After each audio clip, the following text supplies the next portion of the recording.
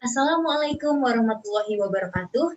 Kami dari kelompok 8 MB Gabungan F yang beranggotakan saya sendiri Kevin Krisna dan teman-teman saya Adriana Nabila Setiawan, Keinuri Manita, Nida Nurfadila, dan Widyadana Chandra Ningtyas akan mempresentasikan hasil proyek kami untuk pemenuhan salah satu penilaian ujian akhir semester mata kuliah e-commerce dan bisnis informasi.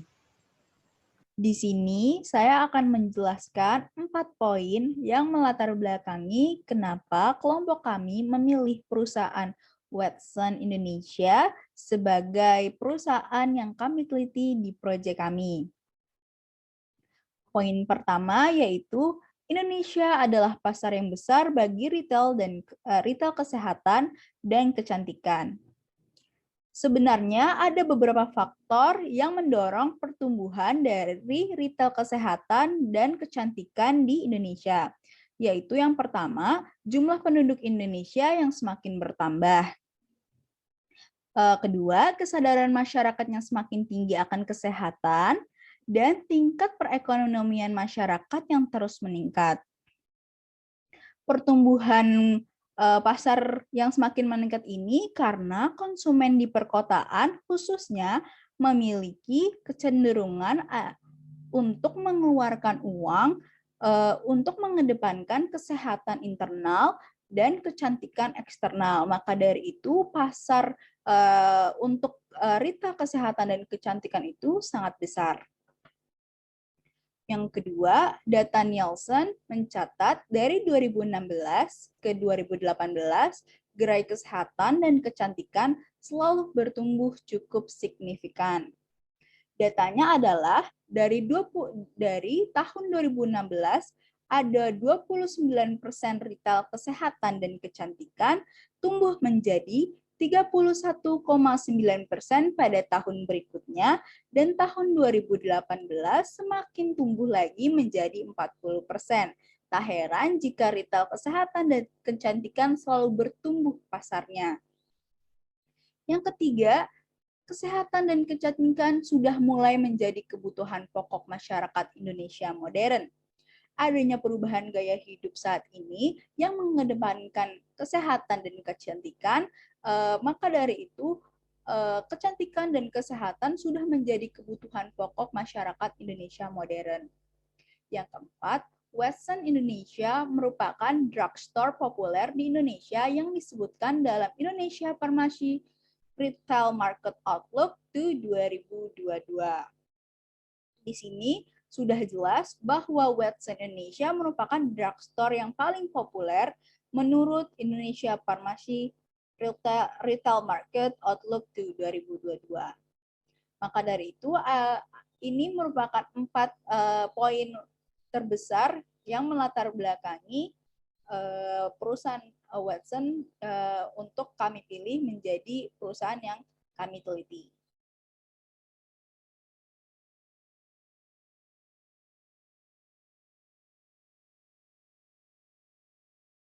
Yang kedua, ada rumusan masalah. Di sini ada 4 rumusan masalah yang akan dijelaskan pada bab selanjutnya, yaitu rumusan masalah yang pertama adalah bagaimana model bisnis di Watson. Yang kedua, bagaimana tingkat pencarian Watson di Google Trends. Yang ketiga, bagaimana cara kerja internet terhadap website, karena kami juga memakai website untuk untuk platform promosi kami. Yang keempat, bagaimana cara kerja World Wide Web terhadap website. Selanjutnya, ada tujuan penulisan untuk proyek kami. Yaitu yang pertama, untuk melaporkan hasil proyek, pengembangan blog, dan sosial media kami.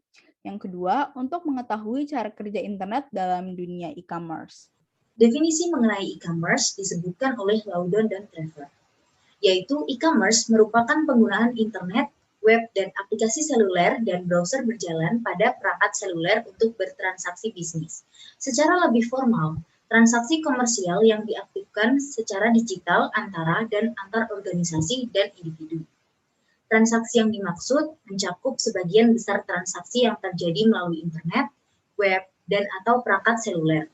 Transaksi komersial melibatkan pertukaran nilai, misalnya uang, Kemudian lebih dari batas-batas organisasi atau individu dalam pengembalian produk dan layanan. Fitur-fitur unik pada teknologi e-commerce telah disebutkan oleh Loudon dan Trevor. Antara lain, yang pertama, ubiquity, yaitu teknologi e-commerce tersedia di mana saja, di tempat kerja, di rumah, dan dimanapun melalui perangkat seluler dan dapat diakses kapan saja. Yang kedua, global reach, yaitu teknologi mencapai hingga melintasi batas-batas negara di seluruh bumi. Yang ketiga, universal standard, yaitu terdapat satu set standar teknologi.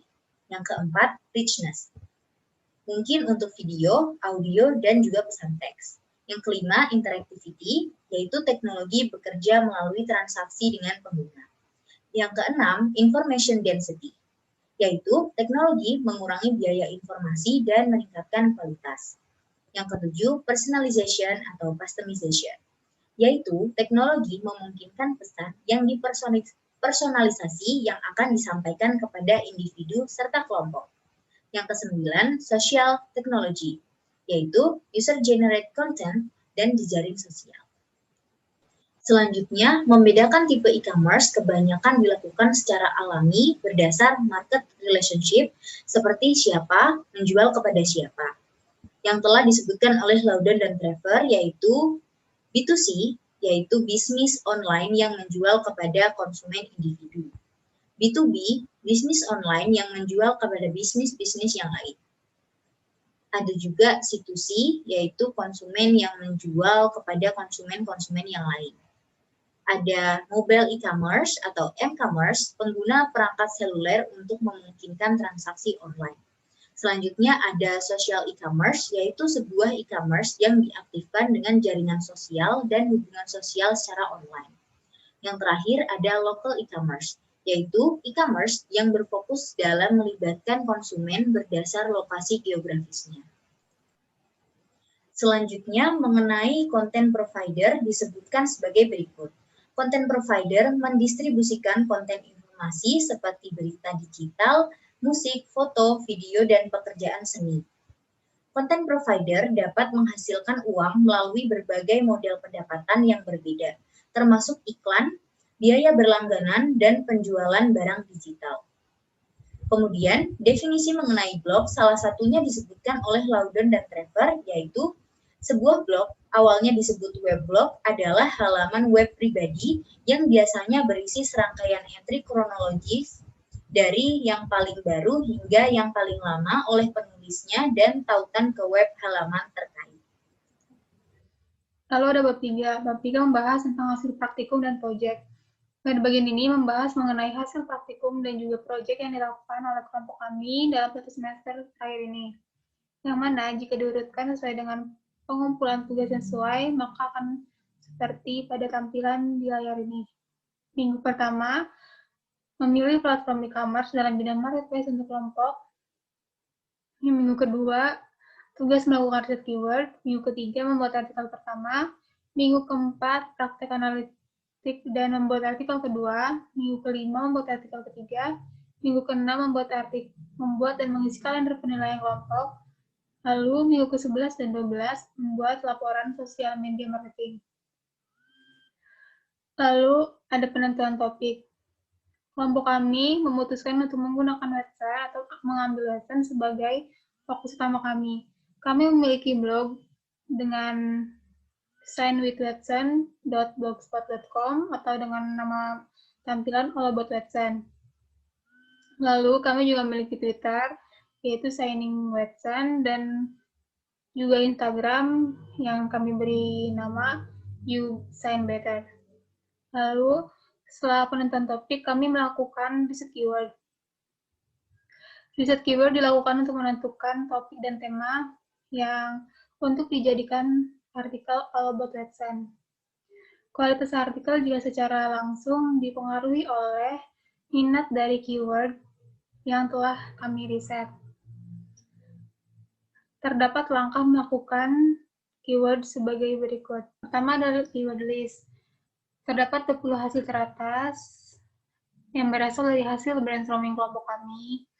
Setelah menentukan keyword, kami menganalisis keyword tersebut dengan menggunakan tools Dan kami menggunakan tools Google Trends. Tujuan kami menggunakan Google Trends adalah untuk mengetahui apakah topik yang digunakan merupakan topik yang sedang ramai dibicarakan atau tidak.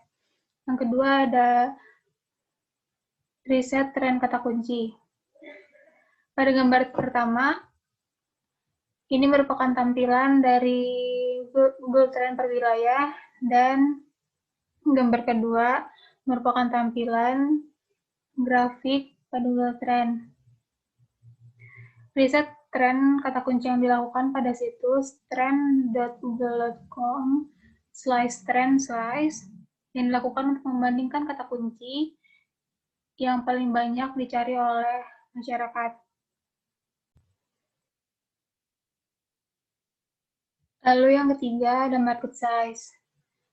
Gambar yang ditampilkan di layar adalah tampilan Google Ads untuk mengukur market size yang ada pada website atau marketplace dengan penelusuran rata-rata 10-100 pada kata kunci perawatan untuk tubuh. Proses yang sama berlaku untuk kata kunci lainnya. Lalu yang keempat ada lakukan riset competitive environment.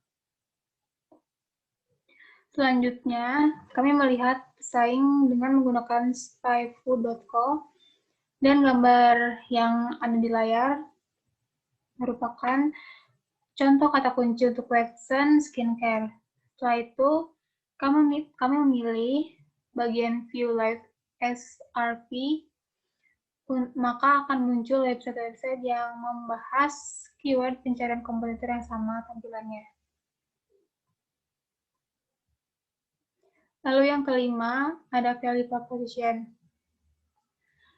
Setelah mendapatkan gambaran tentang tren pencarian dan kompetitor melalui spyfood.co, maka selanjutnya kami membuat ide original yang dimasukkan ke dalam value proposition dari artikel kami. Gambar yang ada di layar tersebut merupakan contoh 4 keyword beserta tren, value proposition, dan juga kompetitornya. Lalu selanjutnya pembuatan artikel. Kami menggunakan blog untuk mempublish artikel kami. Lalu mengapa kami menggunakan blog? Karena blog mudah dioperasikan dan tidak menggunakan biaya. Kami membuat artikel dengan kata kunci yang sudah kami pilih dan juga sudah kami analisis. Di sini kami membahas apa yang berhubungan dengan Watson. Dalam blog milik kami memilih tema bergambarkan makeup karena di Watson terdapat banyak sekali makeup dan perawatan untuk tubuh. Lalu setelah kami selesai menulis artikel untuk kami publish, kami akan menerapkan table of content atau TOC. Gambar tersebut merupakan tampilan ketika kami menerapkan TOC. Dan ketika sudah selesai diterapkan TOC, maka akan keluar daftar isi jika ada orang yang membaca artikel kami.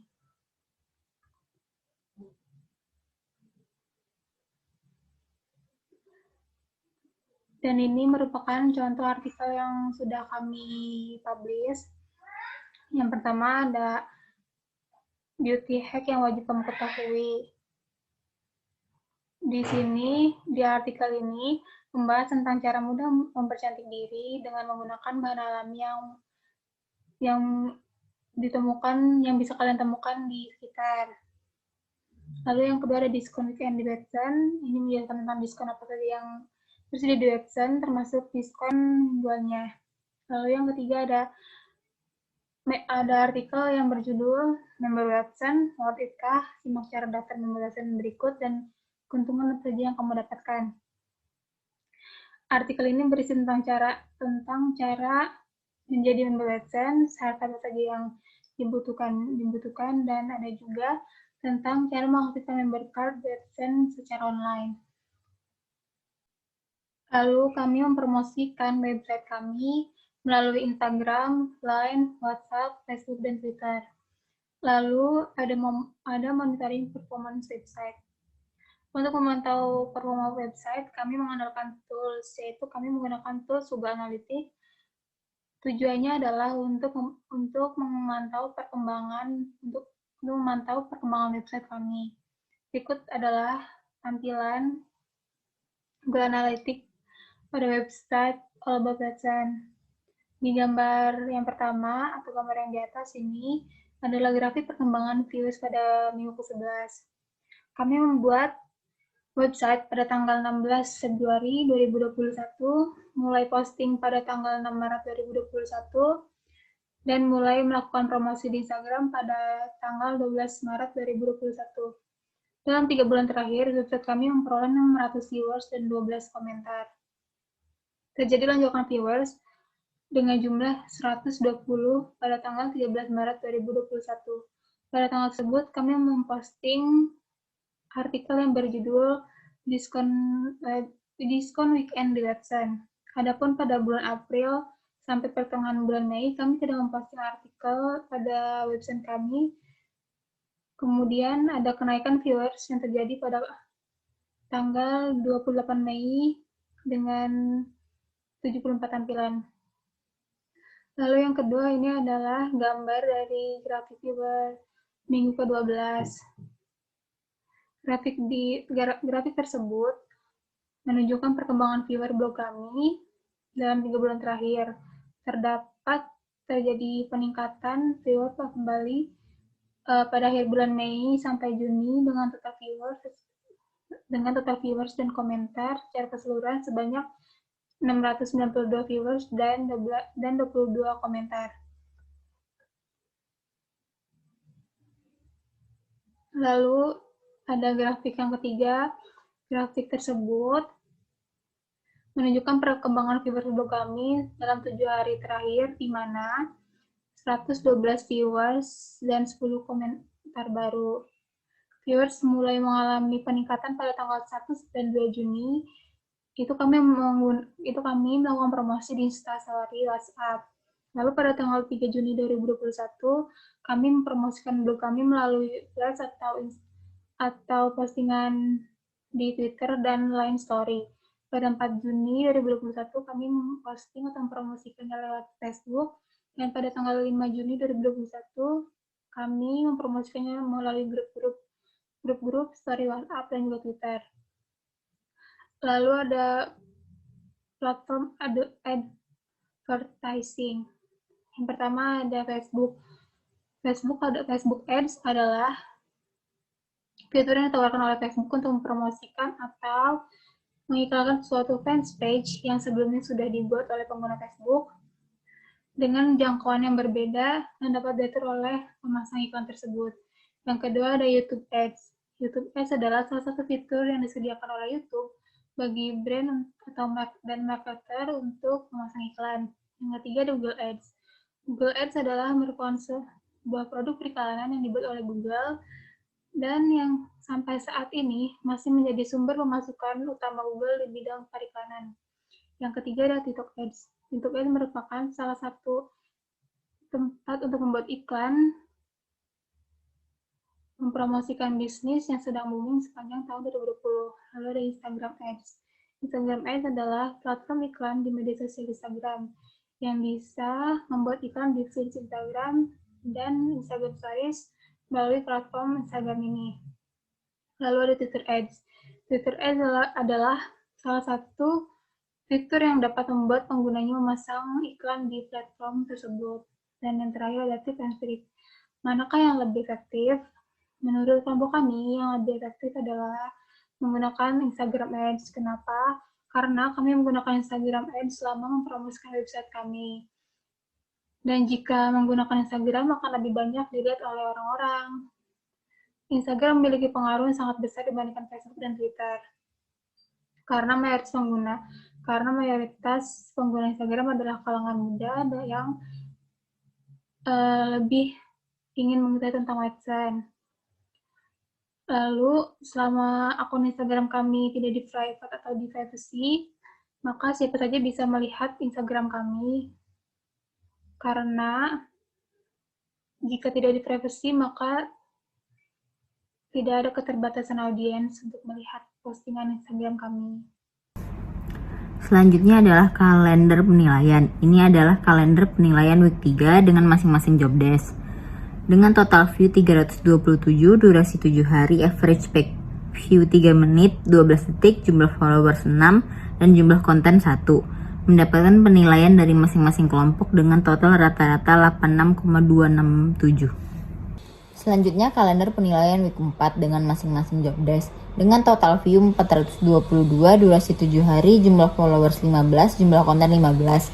Mendapatkan penilaian dari masing-masing kelompok dengan total rata-rata 87,089. Selanjutnya kalender penilaian week 5 dengan masing-masing job desk dengan total view 461, durasi 5 hari, average page view 2 menit 54 detik, jumlah followers 48, jumlah konten 7. Mendapatkan penilaian dari masing-masing kelompok dengan total rata-rata 86,933. Selanjutnya kalender penilaian week 11 dengan masing-masing job desk dengan total view 610, durasi 5 hari, average page view 2 menit 54 detik, jumlah followers 30, jumlah konten 7. Mendapatkan penilaian dari masing-masing kelompok dengan total rata-rata 86,467. Selanjutnya kalender penilaian week 12 dengan masing-masing job desk dengan total view 722, durasi 5 hari, average page view 1 menit 48 detik, jumlah followers 31, jumlah konten 7, dan mendapatkan penilaian dari masing-masing kelompok dengan total rata-rata 86,444. Selanjutnya terdapat kendala project, yaitu pihak Websense Indonesia menghubungi kami melalui DM Instagram sebagai berikut. Hai admin @Websense, sebelumnya terima kasih sudah meluangkan waktu dalam membuat account dengan membawa nama Websense. Namun, dikarenakan brand Websense merupakan brand yang diawasi oleh regional management kami di Hong Kong, dan setelah melakukan penelusuran lebih lanjut, kami menemukan beberapa account dengan konten yang sudah di luar konteks. Demi menjaga nama brand Websense ke depannya dan menjadikan Instagram @WebsenseIndo menjadi satu-satunya sumber komunikasi Websense Indonesia kepada masyarakat, kami mohon kepada pemilik account untuk menghapus account @Websense dan mohon ke depannya untuk tidak kembali membuat account dengan membawa nama Websense. Terima kasih banyak atas perhatian dan kerjasamanya. Sehat dan sukses selalu. Salam Websense Indonesia. Dikarenakan adanya direct message dari Websense Indonesia ini, kami mencoba untuk mengganti username akun Instagram kami menjadi @YouShineBetter dan mengarsip atau archive beberapa postingan kami dengan berlogokan Websense. Selanjutnya, yaitu kesimpulan. Yang pertama, kami melakukan SEO sebelum pembuatan artikel yang bertemakan Websense, dari mulai melakukan riset tren, kata kunci, sampai pembuatan value proposition. Yang kedua, promosi artikel dilakukan melalui Instagram, Twitter, Facebook, Line, dan WhatsApp. Yang ketiga, kami menganalisis grafik perkembangan viewer website melalui Google Analytics dan dari blog itu sendiri. Selanjutnya yang keempat, terdapat kendala proyek di mana pihak Websense keberatan dengan adanya akun Instagram kami. Namun kami dapat mengatasinya dengan mengganti username Instagram kami dan memfokuskan promosi pada media yang lainnya, seperti WhatsApp, Line, dan Twitter. Selanjutnya kami mendapatkan rata-rata penilaian dari kelompok lain sebesar 86,64. Sekian presentasi dari kelompok kami. Terima kasih atas perhatian Ibu. Mohon maaf jika terdapat kekurangan. Wassalamualaikum warahmatullahi wabarakatuh.